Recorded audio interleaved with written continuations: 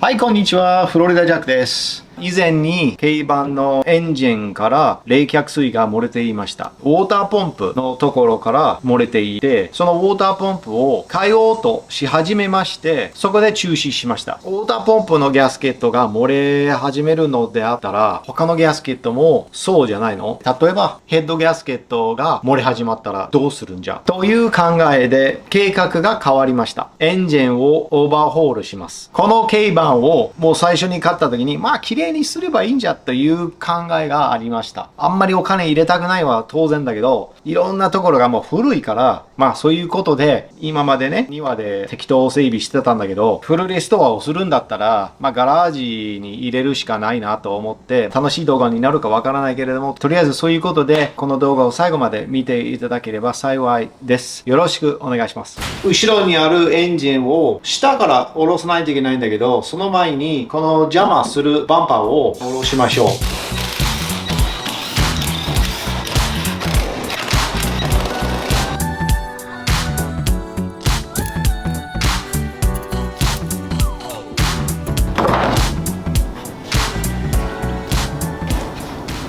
とりあえずマフラーを外したいんだけど、この中間パイプに接続するボルトが錆びております。で、その時にこの PB ブラスターっていうのがアメリカですごく役に立つボルトが取りやすいので、これを使いましょう。